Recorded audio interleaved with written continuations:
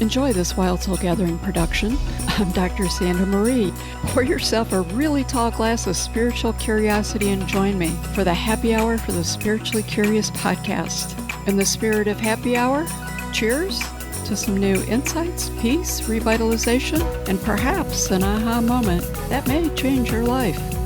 Enjoy this Wild Soul Gatherings Art of the Nervous System Care replay. Welcome back for this session with Jim Self on stability and change, inner mastery, and nervous system regulation. Jim is a longtime spiritual teacher, speaker, and the founder of Mastering Alchemy, along with Roxanne Burnett. Mastering Alchemy is a body of work focused on conscious creation, energetic mastery, and living from higher dimensional awareness while fully embodied in this human life. His work is often described as practical mysticism, deeply metaphysical, yet grounded in day-to-day application, offering insight into how we stay present, steady, and responsive as life is shifting around us. We're glad to have you with us today, Jim. Sandra, nice to be with you. So your work bridges higher dimensional awareness with very real everyday life. Just briefly, how did that begin for you? I know you had a successful background in politics and business. What shifted and set this Mastering Alchemy path in motion? Well, it's probably been in motion all my life. It's one of those things all those abilities, your clair abilities, clairaudience, clairsentience, clairvision, they come with the body. And what happens is we learn real early on to basically become 3D oriented and learn how to say no to things that we observe that don't fit the model. So for me, and most people turn those off because the mom, dad, minister of life say, this is right, this is wrong, this is what we do, this is what we don't do. In my reality, that didn't turn off. It evolved, and it evolved into what I was doing, whatever that was. At one point, it began to be clearer that there was more and more that was available to perception than what was being taught or presented. And it's natural. You simply own it, you know it. But it gets very confusing because it's not consistent with what everybody else says. But what I found is making decisions from that space of clairvoyance or clairaudience or just simply perception and knowing gave me an advantage, if you would, in terms of perceiving what was in front of me to make a better decision. That's how things unfolded from there. I appreciate that. You teach humans are energetic beings first, and that learning how energy actually works is essential for navigating this life here on the planet, especially during these periods of global and personal change. For people not familiar with your work, can you explain that a little bit more?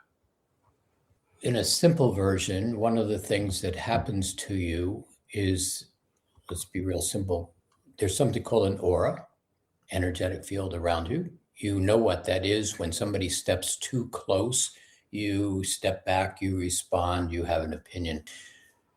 What happens is most people don't know how to manage that or don't realize that there is an edge to that. Now, that's not exactly true, but let's just use that for a frame of reference. There's a place where this energetic field begins and ends. And so if you stick your arm straight out in front of you and turn your palm towards yourself, pretty much all the way around the body, that is where that energetic field starts.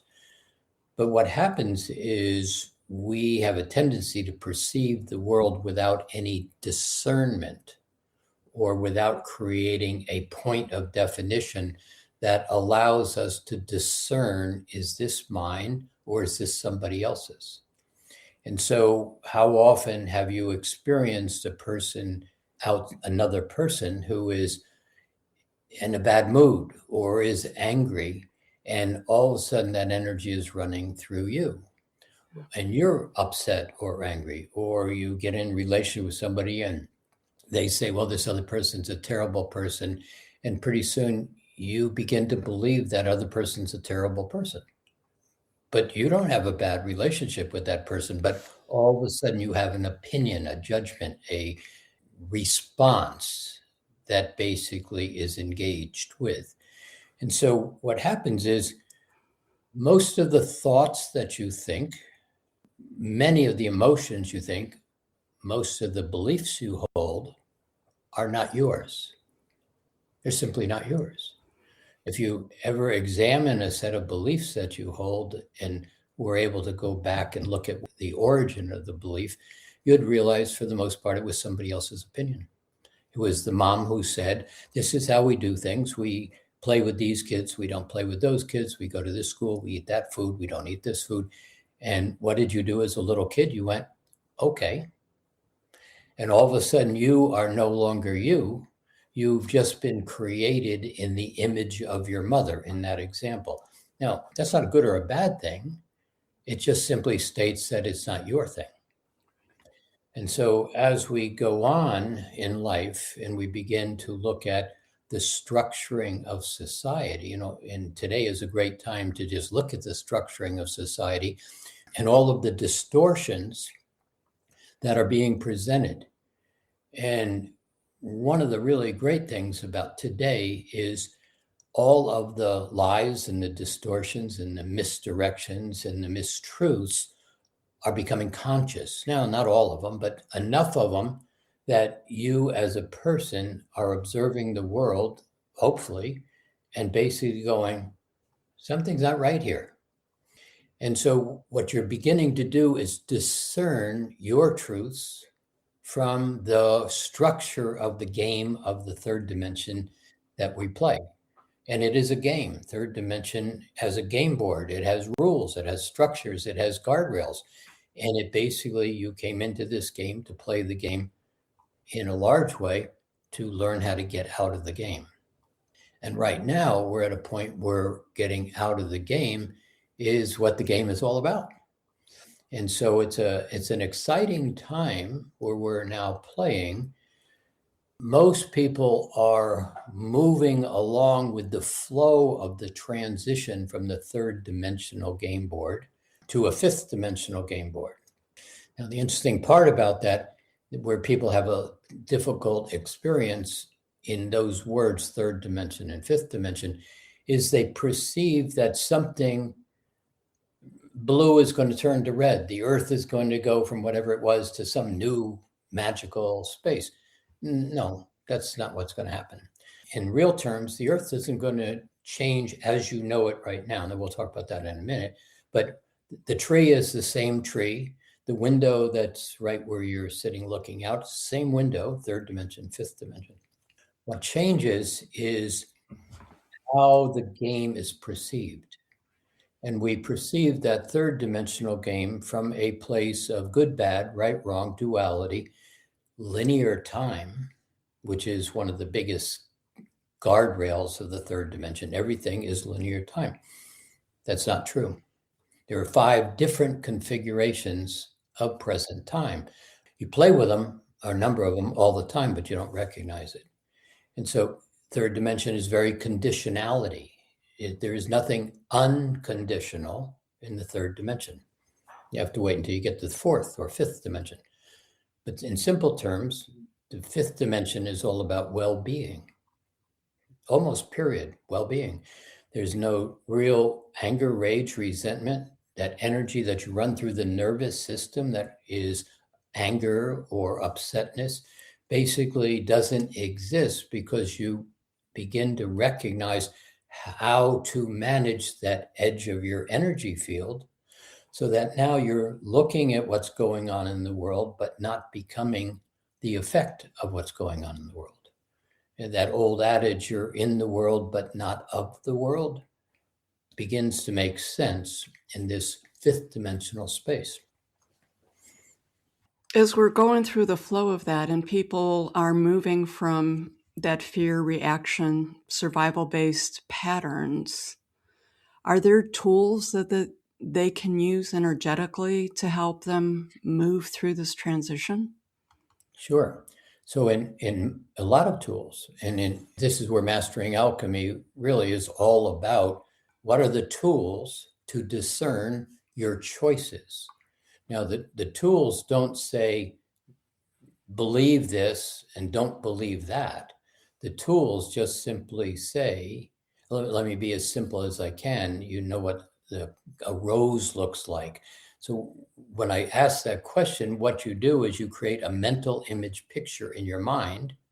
And if I say a red rose, oh no, wait, I mean a pink rose, you just went from red to pink in your mind. Now, whether you're paying attention to that or not, all I did was point your attention over here and then moved your attention from red to pink. Really, it's all that simple. And so what happens, so let's take that rose and let's move the rose to that point where I just motioned a few minutes ago, to the edge of your aura.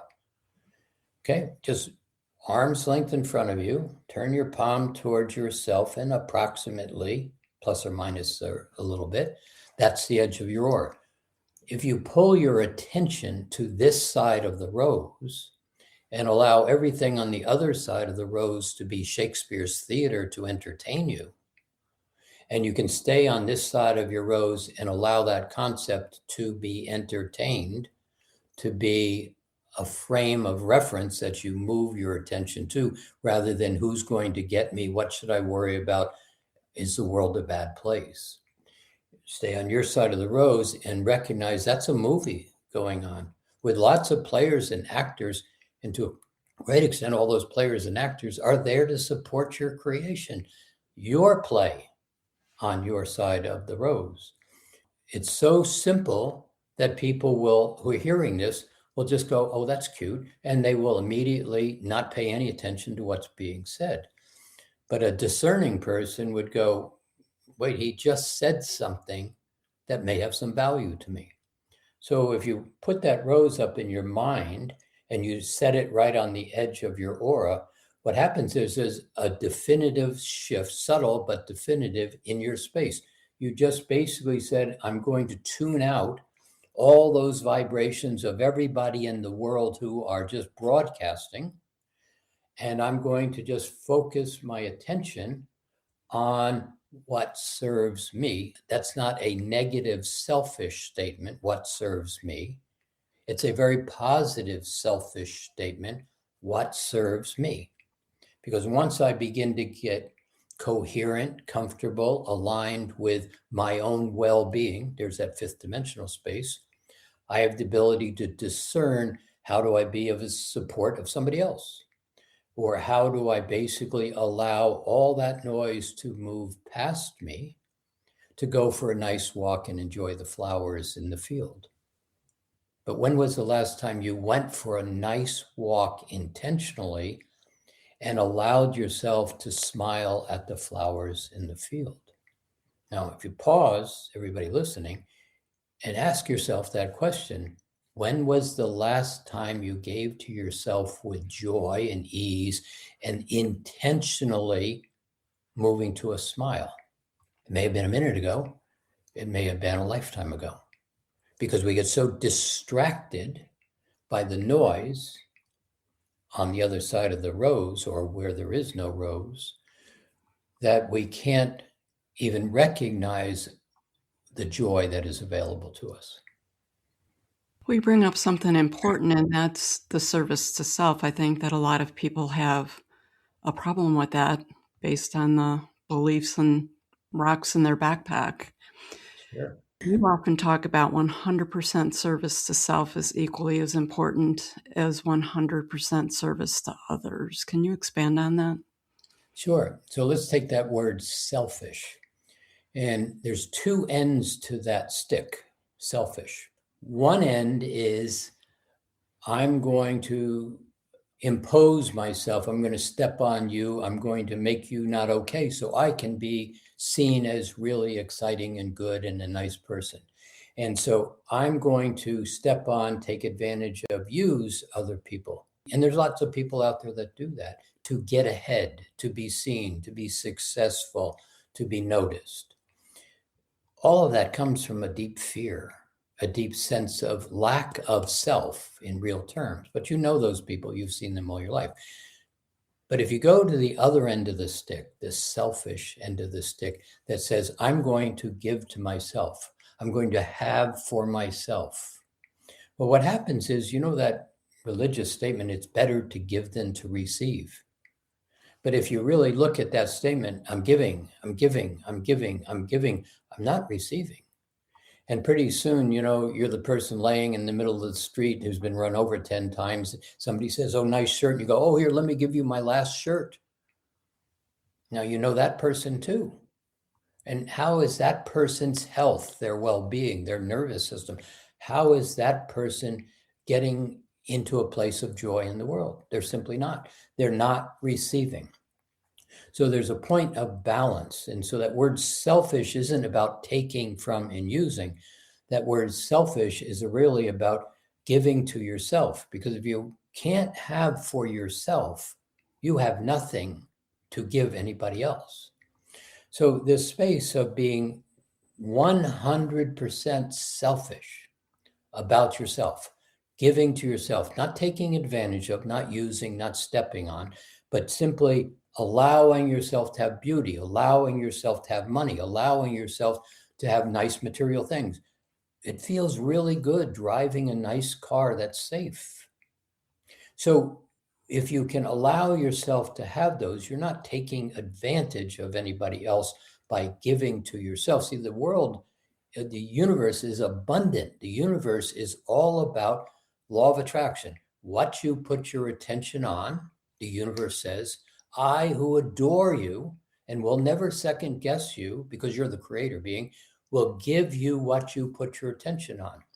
This is where a little bit of the fallacy falls into place. People assume, okay, and they do affirmations. Oh, I want a car, I want a car, I want a car. I'm a good person, I'm a good person. But it's the last affirmation that counts, because usually the last affirmation for many people is but. I'm a good person, but I don't really deserve. And the universe steps back and says, no problem, I'll wait until you deserve. Wait until you believe you deserve. So this 100% of giving to yourself, which is simple as going for that walk and smiling at the flowers and feeling that feeling of smile, 100% about you. But simultaneously, it's a 100% about giving to others. You see, those two 100% are exactly the same one. You know, the space where you walk out of the supermarket and somebody's behind you with 2 bags of groceries in their hands, and you pause and open the door and they say, oh, thank you so much. And you say, my pleasure. See, that's 100% service too, and 100% joy of giving to yourself. They are exactly in the same place. It's just, do you define it from a third dimensional space? I don't deserve, I'm not good, nobody likes me, I'm never going to succeed. My father told me I wasn't worth anything. Or do you recognize that as somebody else's bad day that was thrown into your space? Or do you recognize I'm a terrific person? I have capacity. I can go enjoy myself. I have permission to allow myself well-being. Very big difference in perception. And so once you have that perception of understanding or allowing, I can give to myself at the same time be of service to others, all of a sudden the perception of how you see the world and what you can give to yourself changes rather significantly. That was big and powerful. I love it. I want to jump a little bit on, you touched on manifesting in there a little bit with that. I don't usually hear you talk a lot about manifesting, Jim. Well, I have heard you speak a lot on creating. Can you share how things like awareness, choice, alignment, neutral observation influence how we create? Because I feel like this is a super important time to be aware of how we create. Yeah, very important. So let's go back and let's look at how we create is a function of that third dimensional game board. Now, what I mean by that is, if your belief is the world sucks and I don't have a place in it and I'm not a good person and I can't have for myself, as we just said, that's your frame of reference going into the morning when you get out of bed. And so the ability to recognize how to navigate in the world that has been provided for you First is 100% your choice. Now, the challenge in the third dimensional game is you do not have choice. Now, that'll sound bizarre, but the word choice does not function in the third dimensional game. Now, I got to back up a little bit here to explain that. The rules and the structures of the third dimensional game. Linear time is based on a concept of past, present, future, and then you die. Linear time. What happens is we are so structured in looking at the past to structure our future. My mom said, my dad said, the world said, they did like me, they didn't like me. I had permission to have joy, or I did not have permission to be successful. A lot of how we are created by mom, dad, teacher, minister. Now, we're not beating these people up. We're basically saying they love you and they want the best for you in their image. Now, let's understand, in their image is their personality, their ability to understand and perceive the world from their point of view. That's all they have. And so if their point of view is anger, rage, resentment, lack, you are going to be conditioned, big word, third dimension, in third dimension. And if that's your pattern of being conditioned, now a lot or a little, where somebody said, I don't give you permission. You're not good enough. You don't deserve. See, what we do with those statements is all of that punishment, whatever it is, and it may just be a one-liner somewhere in your past that somebody said, you're not attractive, or you're not a nice person, or you're really stupid, and you bought it. Now, what I mean by buy it is somebody said, here, let me give you a gift. You are not okay, right? That's what they said. And what did you do? You got stunned by it. You got knocked out of your space. You got pushed back, but you accepted the gift. And for the rest of your life, you walked around basically asking one of the worst questions you could ask, what did I do wrong? And what's wrong with me?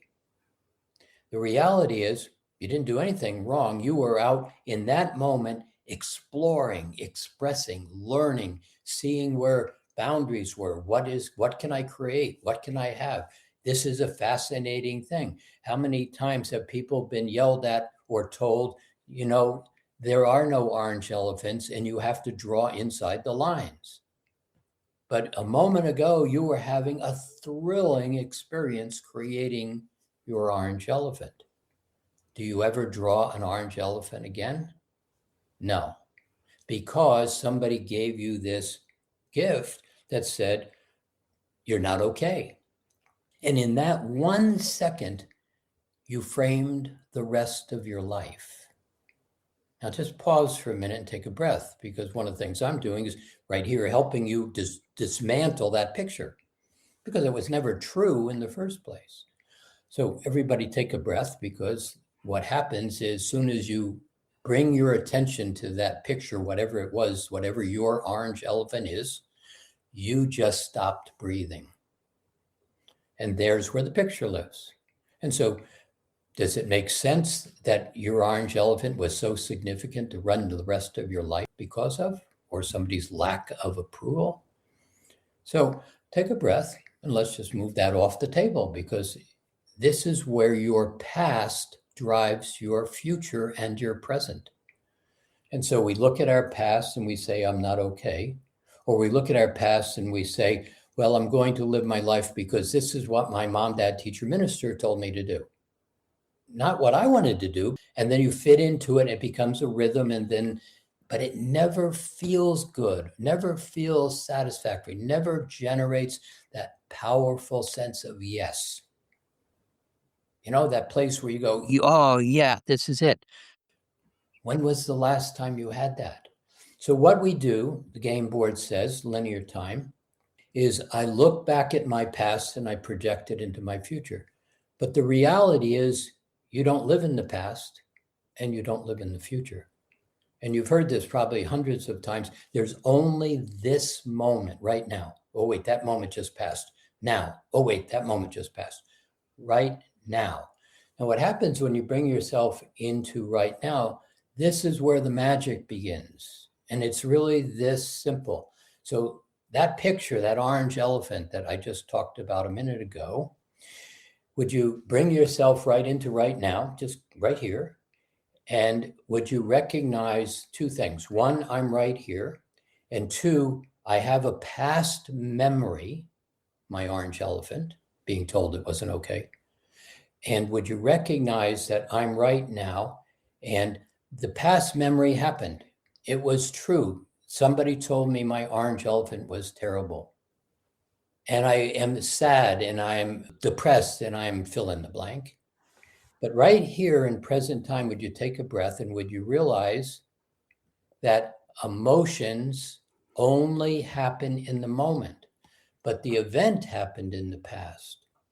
So that emotion of not being okay based on a past event is happening right now only because you are bringing your awareness to the emotion that occurred way back then. But if you recognize emotions only occur in the present, is that emotion of not okay important to you right now?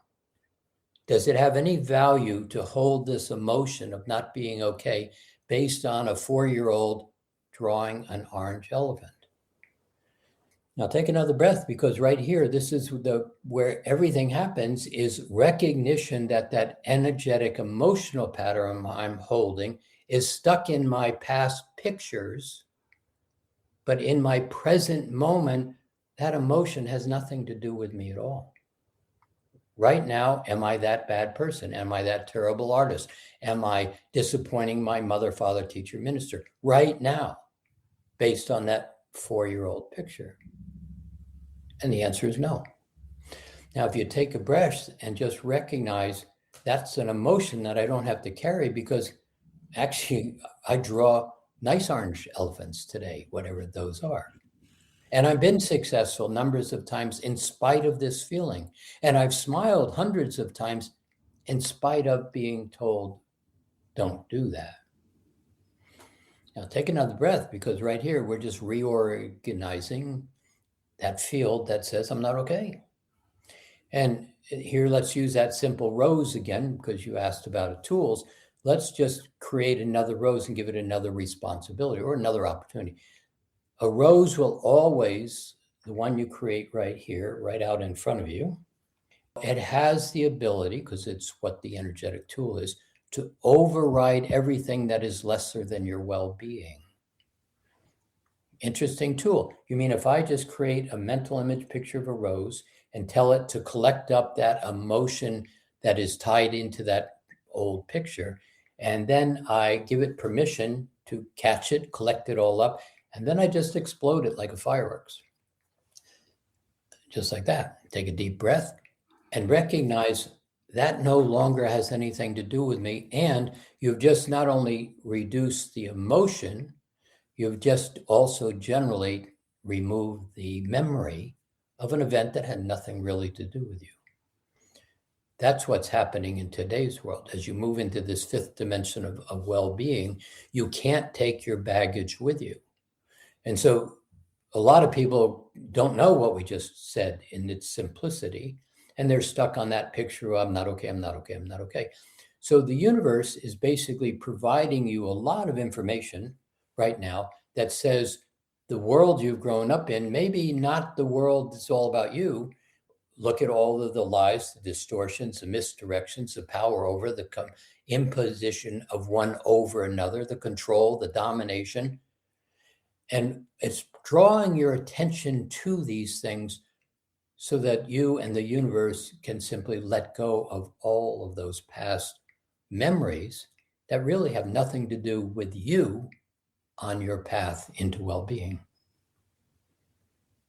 Thank you for that. I could feel the energy of it. It was pretty powerful. So Yeah, let's fun, shift. And I know, and it's all just so simple. You know, we've talked about this a number of times throughout the summit, is most of this is actually pretty simple to get us moving into a different place. So on that shift, let's talk about play. I feel like play gets lost in the conversation or pushed to the back because everything's so serious. How important is play as we're creating the new, or just 100%. living every moment? Yeah, 100%. 100%. So just kind of step back, take a breath, and ask yourself: anger, rage, resentment, misery, laughter, joy, amusement, smile. Which one feels better? And all that's required is bring your attention to which one feels better. Now, simple is a wonderful word, and the reality is everything is simple. Even Jesus, Yeshua, said simple. He said basically, the meek shall inherit the earth. What word that gets lost in translation is he spoke in Aramaic, and the translation of meek in Aramaic is simple. Now, the challenge is simple is so simple, we can't grasp it. Simple is not easy because we have so much effort and thinking and mental process and trying to figure it out. No, it's just go for a walk and enjoy the flowers in the field with no conditions. See, there's that word again, conditions. See, once you begin to get into the state of kind of 5D, happy, smile, easy, simple kind of space, everything just flows. See, it's all about structure and motion. Now, we know that in different terms. We have learned it in terms of masculine and feminine. And that gets to be fine in third dimension: bodies, female bodies, male bodies, structure. We, in psychological terms, men are from Mars and women are from Venus, that psychological. But when you basically begin to understand what is love, love is such a gigantic, all-encompassing word, and we narrow it into, oh, I love you, and I love my dog, and I love the flowers, and then we go into, I'm not okay. And so that space of love, as it's generally used in third dimension, is extremely limited. But the love is in the smile, the love is in the joy, the love is in the movement. The movement. See, once movement begins to be allowed to spiral and flow, structure finds its place in the movement. But when you hold I'm not okay as a structural thought, see, the masculine, the structure, thought, the concept of thought is masculine. The concept of flow is feminine. Just keep it that simple. And so when there's flow, the masculine has place to find its seating. But when I structure my flow by my masculine perceptions, I am not okay because that's what they told me. And that's how it must be true, because how could I have anybody else's thought in my head? Because this is me and I think all these thoughts. Very restricted. And so now the structure becomes very rigid and the flow has no place to move. Now, just look at people's lives. Maybe look at your life.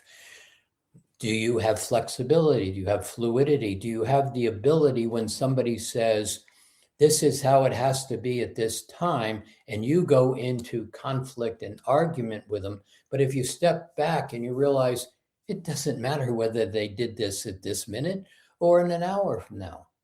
How many times have you had an argument with a partner about trivia that really means nothing? But what would happen if you could just back away a little bit, create flow, allowing permission, not argument, not stepping away, not stepping down, not being less or lack of, just simply creating permission. And if you realize that person said, well, I want to do this at 12 o'clock, fine. I can do what I wanted to do at 1 o'clock, even though right at the moment it's a conflict at 12 o'clock. Am I making sense? And so we argue over who's going to do what at 12 o'clock. When if you could take a breath and recognize, I love me when I'm with you. That sounds strange. But if you back off and you really look at that statement that we generally present to one another, I love you. Is that really what's going on? Because see, when you are happy, when you're in joy, and when you're being successful, and when you're smiling, I feel love. I feel joy. I feel smile. I'm excited for you having happiness, because when you're happy, I'm happy. But if I argue with you about it's your turn to take out the trash and you didn't do it for the last 3 weeks and this really pisses me off, where is that feeling? And how does that feel? See, because that's simply withdrawing the love that I hold in my space for you, because I'm now choosing to substitute it for there's something wrong with you. You're not okay. You're not doing what I want. What's wrong with you? You're not making me happy. But see, happy's over here. Happy's not over there.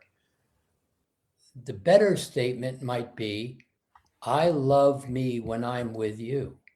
Now, if you back away from that and you realize, I feel really good when you're happy, I feel really good when you're enjoying yourself, then you begin to get a fifth dimensional frame of reference rather than me and you, right and wrong, good and bad, should and shouldn't. All of a sudden, you begin to recognize there's a third choice. There's this you bubble, you over here doing what you like to do. There's a me bubble over here doing what I like to do. And then there's a we bubble. And see, it's in the we bubble, we have commonality.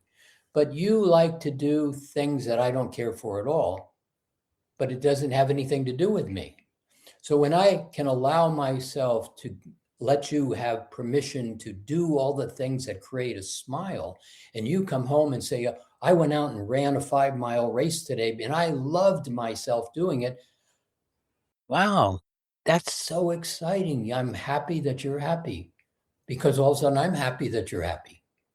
Well, that's what I said. I'm happy that you're happy. Now, am I exaggerating this, or can you hear what's going on? I'm happy when you are happy.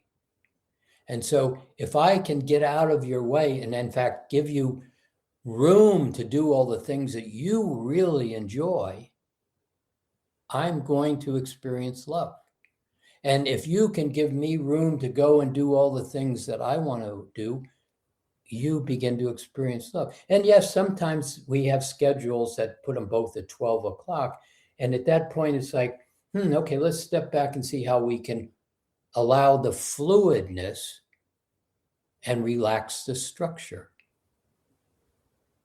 See, once love is in motion, structure finds its place to seed itself. It's not the other way around. It's not the control, the domination, the rigidness, the putting everything in its place and dotting all the I's and crossing the T's, because there's no room in that kind of rigid form of love. It's love also, but the rigidness does not allow for the joy. Very important. So I think this is a big one. A defining characteristic of your approach is that you're very educational rather than hierarchical. The goal is self-mastery, which is a lot of what you've just been talking about the last 30, 40 minutes. It's not a reliance on a teacher or a system. And I've heard you say, when you're done with mastering alchemy, kill me off. Talk about that a little bit. Mm-hmm. In Buddhist terminologies, one of the key pieces is you, the student, are all about growing and learning and experiencing, not about giving up seniority, giving up power to the teacher. And see, one of the things that I always found fascinating in my own evolution is lots of things that I've said, I've also said later, it's like, where did that come from? I'm just making this stuff up. And I'm being funny and not funny at the same time. It's really a fascinating thing. It's like, where did that come from? Now, it's not exactly channeled, as people call channeling, where you step out of your body and somebody else comes and talks. But in looking in hindsight, one of the things that I did from the very beginning and it just was natural is I defined the role I played in the creation of Mastering Alchemy as the pointer, never the teacher. And see, my role is simply to say, look over here. And this is kind of how that works, just like we just did with the rose. Now, I didn't say to you all, this is absolutely the truth, and this is something you must do to understand your spiritual growth. That would have been kind of stupid because it would have been completely incorrect. But basically presenting it as a choice. See, I said earlier, choice doesn't exist in the third dimension because in the third dimension, you're constantly in reaction back and forth to, is this right or wrong or good or bad? But once you get to the place where you allow choice, you've stepped into a fourth dimensional field of thought, fifth dimensional field of thought, where there's no restrictions. You can choose. Do you want a hamburger or do you want pizza for dinner? Choice. Nothing revolutionary about that, except you get to choose. In this space, all through Mastering Alchemy has been about tools like the rose. Very simple. But if you exercise this, quite often you have the result that I earlier described. You begin to discern and recognize that's a movie out there, and it has very little to do with me, most of it.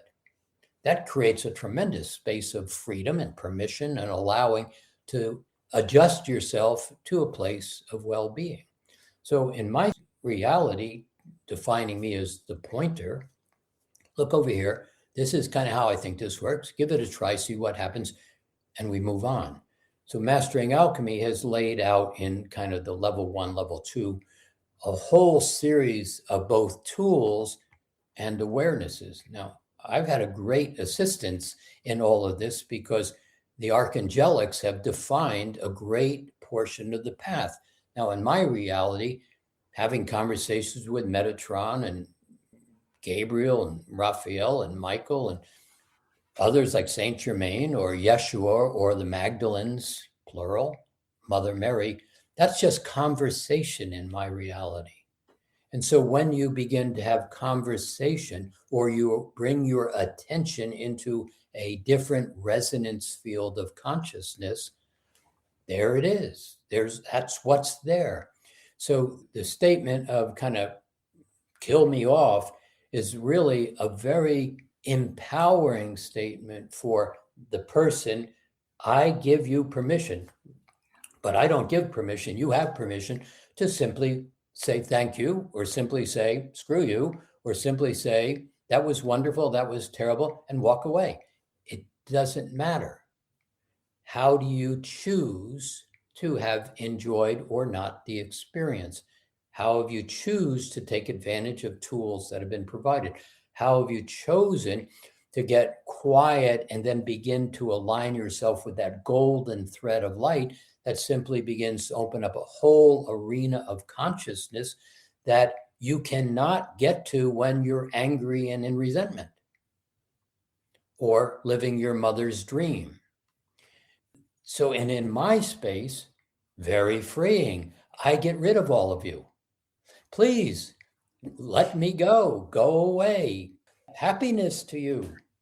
Because all of a sudden I no longer have you in my space, although you're not because you're on the other side of my rose, but I no longer have your attention that is generally always there when you give seniority up to. And if you go back to the simpleness, mom, dad, teacher, minister, well, I believe what they said. And there you are, believing what they said, not necessarily discerning, is it your path? It's a lesson that I've been very appreciative for, so thank you. You have mentioned attention a lot in this conversation, attention a lot in this conversation. Can you talk about the importance of intention versus attention? Sure. So intention is I'm going to go to the store and buy a quart of milk. That's my intention. I'm going to do that today. Pretty simple. Do I hold my attention on my intention, Or do I say to myself tomorrow, oh yeah, that quart of milk, I spaced it. I didn't give my attention to my intention. Now, what happens is when that intention is there but isn't anchored, it's usually that third dimensional space which is pulling on you all the time. That rose isn't there. So somebody over here says, oh, you need to go to work today. You need to get this report out today. The garbage has to go out. And all of a sudden, your attention gets shifted away from your intention. But when you basically allow your intention of coming into this body at this particular juncture in transition, and your intention was to play a role, because everybody listening to what we're saying wouldn't be here if you did not have a role to play in this transition from a third dimensional reality to a higher consciousness, to healing the fractures of the earth into a 12th dimensional, fully aligned state of consciousness where it once was, or beginning to recognize you have a role of shifting all of that third dimensional resistance where people are trapped in their mom, dad, teacher, minister. And again, I'm not beating up mom, dad, teacher, minister, but what happens is I don't know how to get out of this, so many are saying. So if you're listening to this, somewhere you have a role to become conscious of, to just simply hold. And it may be simply an attention point in the new tapestry of the new realm of consciousness that's being created. A realm of consciousness that basically is fifth dimensional well-being, all about joy and ease and effortlessness and laughter. And you start to get into understanding the nervous system of the body and the role it plays. See, the nervous system is the tree of life in the Kabbalic teachings, and everybody's heard the reference to tree of life. It's that nervous system. It's that ability to basically simply say what you wish to create in that nervous system, being very congruent, that the intention moves into the attention, and the I wish to have an apple all of a sudden becomes an apple. Now, it's not a complicated thing when you begin to have your attention and intention aligned. And the apple just begins to appear, and you go about your day enjoying your apple. It's not complicated to play this game, but it requires attention outside of that third dimensional space. Now, if I can just touch on something that elevates this a little bit before we end, is this space of many people look to channeling. They look to, we have consciousness, we believe in our guides, we believe in religious spirits. I mean, saints, people, some people do. We believe in there's a higher realm. We believe there's a God. We believe there's archangelics. We believe there's beings like Yeshua, and they talk to us if we have engagement. Now, all that is another plane of consciousness that intelligence exists within, that is getting made available to us in 3D to choose to listen to. Now, I kind of said everything is beginning to fall apart, transition. We're moving out of a rigid state into a more recognizable state of ease, joy, well-being. One of the things that's happening is you're starting to see this whole field of artificial intelligence, it's called, that is beginning to present itself. First, consciousness will tell you there is nothing artificial about intelligence. Intelligence is just using technology to begin to present itself. It's just another channel into your nervous system, into your brain, into your process, where you look at a computer and you give up seniority to the technology rather than getting quiet and allowing that intelligence just to communicate with you. And so one of the things that's starting to happen in your nervous system is it is being elevated. And so where I said earlier, the third dimension is falling apart, all the noise, the lies, the distortions are dissolving. If you're listening to this call, somewhere you have a role, a recognition, a remembrance of yourself that plays a part that allows things to move from 3D to 5D. It's an enjoyable experience of knowing yourself playing out and creating the apple for yourself. It may be as simple as your role is to regulate, I'm being really ridiculous, the red light at the street intersection. Your job is to make the red light turn to green and turn to red. Job. Some intelligence does that. But right here, we're beginning to move into a place where you are starting to have access to levels of intelligence in your conscious awareness that is going to simply be, oh, I never thought that before. Or you're going to find yourself saying something and somebody will say to you, where did you get that? And you say, I've always known that. You have always known it, but the wiring was not necessarily together to allow you to access that piece of information. The wiring is coming together in your nervous system to begin to recognize what you've always known, and you're beginning to bring it into conscious engagement. So as we're winding up, one last real quick question. When people sense something new trying to emerge from them, because I think this is happening to a lot of people, but they don't yet have language for it, how do they stay open without rushing to define it? Don't need to have an answer. Really, it's simple. Don't need. See, soon as you need, you lean. And once you lean, you begin to create a thought that says, I need to know this. And you start to create, again, that structure of thought that gets in the way of the fluidness of the swirl of flow that's starting to set up the information. You want to have something that is not ready to be had. You are premature. It's like you show up to the great rock concert a day early and then get upset that maybe you missed it. Just recognize I'm a day early, so I'm going to go find some other part of the beach to sit on, enjoying myself until it's time for that to settle in. That's all happening right now. And I really do understand people's beginning to be excited about a lot of the awarenesses of fifth dimensional reality that's coming into their space, and they want it now. Allow it, enjoy what you just remembered, and find ease with it. Go for a walk, enjoy the flowers in the field. Jim, thank you for sharing your wisdom, your truths. It's been a blessing.